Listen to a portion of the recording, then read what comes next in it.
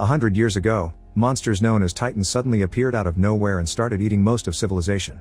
The people that managed to escape built 3 massive concentric walls to protect a peaceful area where humanity could start over and stay safe. The year is now 858, and Armin is working at his parents' shop in the poor district when he hears his friend Aaron has lost his job again. Armin decides to pay him a visit, and on his way out, he bumps into a little boy with a squealing device that is now broken. It was Armin who built it, and now he promises he will repair it soon. Afterward, Armin picks up Mikasa and together they go looking for Aaron, only to find him standing on part of an old missile. Armin thinks it's dangerous to go near it, but even if it actually isn't functional, Aaron wouldn't have minded blowing up this whole place. Mikasa scolds Aaron for always losing his jobs, but Aaron responds by asking them if they truly are happy with their current lives. Armin admits he would like to build more gadgets, but that's sadly illegal. Mikasa doesn't know what to answer, so Aaron reminds them that the interior walls are populated with rich people and wonders if they want to move there or leave to the outside world, because he doesn't like the idea of staying here forever. Then Aaron begins kicking the missile, and when the dirt falls off, they discover a drawing of the ocean, which they never saw before. Mikasa's dying to see the ocean someday, so Aaron drags his friends to the base of the wall by sneaking around the guards at the outpost. The trio stares at the wall with awe, especially Mikasa because she's never been so close to it. When the wind picks up and she shivers, Aaron gives her his scarf. Mikasa then admits she isn't ready to leave the walls and Armin reminds them that the outside world is infested with Titans, but Aaron isn't sure they should even believe in Titans at all since they haven't seen one in a century. Aaron gets ready to climb the wall, but at that moment the guards see them and try to arrest them. When they grab Mikasa, Aaron gets angry and begins fighting back, but the brawl is interrupted by Captain Suda, who has known Aaron for a while. Suda explains that the military is forming a new branch that will journey outside the walls and invites Aaron to join the new group so he can finally reclaim the land beyond the wall, an idea that is very appealing to Aaron. Suddenly the ground starts shaking and a loud roar can be heard as a colossal Titan appears by the wall. Suda and the teens can't believe a Titan can be taller than the wall and they begin running away as the colossal Titan begins kicking to create a hole in the wall. Debris begins falling all over the place and Suda orders his men to get the cannons ready while a bunch of regular-sized Titans appears and begins entering the area through the hole. The guards immediately open fire, but it's pointless because the Titans' injuries heal quickly. With nothing to stop them, the Titans begin devouring the soldiers, causing a guard to use a gun to end things for himself to avoid getting chewed on. The trio runs back to town, but the Titans also move there to crush the buildings and eat the citizens, including Armin's father. Panic takes over the population and they begin running away, not caring who they may leave behind. Aaron and Mikasa end up being swept along by the crowd, but when they're about to enter a safe house, Mikasa notices a woman with a baby that can't move along and Aaron offers to help. He drags the mother along the crowd, not realizing she dropped the baby, so Mikasa goes back for the child. The crowd tramples over her and Aaron is pushed into the house right before the doors close. The other citizens won't let him open the door again, so Aaron looks through the window to look at Mikasa, finding her on the ground with the baby, but then a Titan arrives and everyone in the house is knocked down by a huge blast. By the time Aaron manages to stand up and check outside, Mikasa, the baby, and the Titan are gone. At that moment someone begins screaming, and Aaron turns around to discover the Titans are tearing the roof off the house and eating the people inside. Terrified, Aaron runs away. 2 years later, humanity has abandoned the agriculture zone, which has resulted in a massive food shortage. Aaron has joined the scout regiment, and Director Kubal informs the team that their job is to restore the outer wall in order to reclaim the farmlands. To do so, Weapons Squad leader Hans introduces everyone to the ODMG, or Omnidirectional Mobility Gear, a set of waist-mounted grappling hooks and gas-powered propulsion enabling immense mobility in 3 dimensions. However, when she tries to show it off, she accidentally fires its anchors into the crowd, causing a very awkward moment. Kubal ends the meeting by telling the group will meet with another team led by Captain Shikishima and Omotomachi. Afterward, Aaron watches the scouts say goodbye to their families, which is incredibly upsetting, especially for the young kids left behind. Aaron tries to comfort a crying Armin because they don't have anyone waiting for them, but at that moment, a scout's little sibling gifts Armin a tiny doll so he also has a goodbye memory. Then the team goes to get some food and Armin and Aaron are shocked to find Suda is there getting drunk. Suda notices Mikasa isn't with them, getting upset when they tell him they've lost her, and Aaron explains he's joined the scouts precisely to get revenge. However, Suda thinks only killing a Titan or 2 won't make a difference. Their reunion is interrupted by Sasha, who is always hungry and hates that they're blocking the line. Over dinner, Armin tries to explain to Sasha the plan to repair the wall and capture the Titans using mashed potatoes, but Sasha's more interested in eating the example. Previous restoration missions failed and the only explosives the army has left are in Omotomachi, so Armin feels that if they fail too, it'll be the end of humanity. Suddenly Jean begins complaining about everyone, saying Armin doesn't have to come if he's nervous and that Sasha only knows how to eat. He thinks all the newbies will make the mission fail and laments being lumped with people that only joined the army because they couldn't get another job. All this talk about death makes Lil cry and her boyfriend Fukushi tries to comfort her, which Jean considers sickeningly sappy. Armin accuses Jean of being scared of the Titans, but Jean swears Titans are nothing to him and threatens to hit Armin. Aaron interrupts to ask Jean if Titans have nipples, and when Jean fails to answer, Aaron points out Jean never saw a Titan, so he pretends to talk a big game, but he's actually a spoiled brat from the inland. Furious, Jean tries to hit Aaron next, but Hans breaks them up and explains Titans don't have nipples or reproductive organs. In fact, nobody knows how they multiply, and Hans admits she would love to dissect a Titan to learn more about them, but they haven't been able to get a body because Titans evaporate when they die. After Hans leaves, Jean makes fun of Aaron for abandoning Mikasa to die to the Titans, which causes Aaron to jump on him to restart the fight. Sanagi quickly cuts in and takes Aaron away before it escalates. While the scouts gets ready to leave, Hans explains that Titans sleep at night and their eyes don't work in the dark, but they're still very sensitive to noise, so they must stay quiet on the other side of the wall. The army trucks cross the wall gate and travel through the empty lands for many hours. Sometime later, the vehicles suddenly stop because they notice movement in the area, but when the scouts come out to check, they discover it's just cows. This makes them wonder if Titans only eat humans and don't touch animals. The group decides to get going, but Iana swears she can hear a baby crying and goes to investigate, so Aaron follows her. The duo enters the ruins of a building and suddenly feel something wet falling on their heads. They look up and discover it's the drool of a baby Titan, who is also the one crying. The baby tries to attack them, but when the teens move out of reach, the baby falls to the ground and begins throwing a very loud tantrum.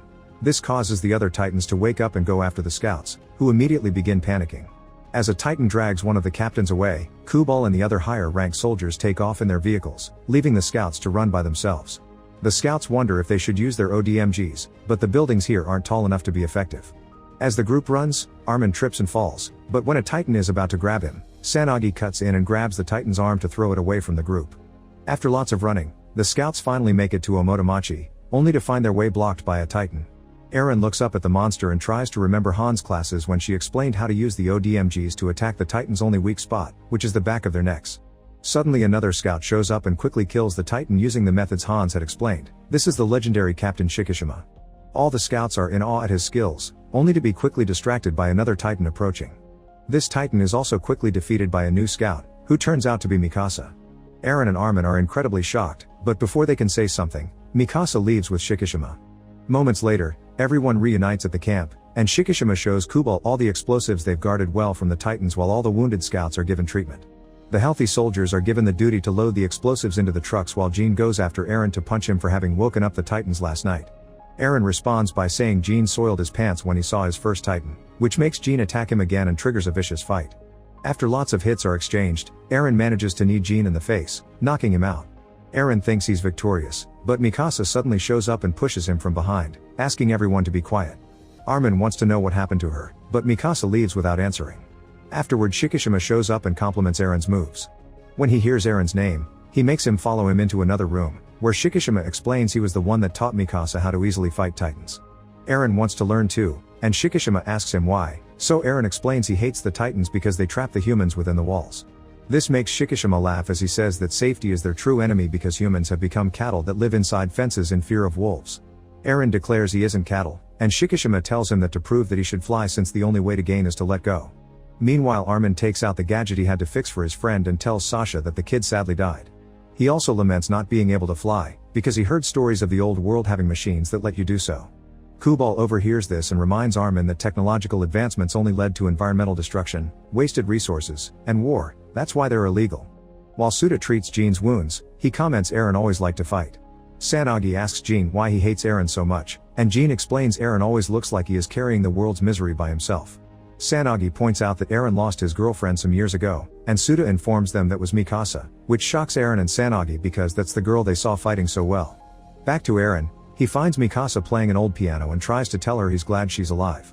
Mikasa doesn't take the comment well and explains the baby she tried to save had been eaten by the Titan, and so was she.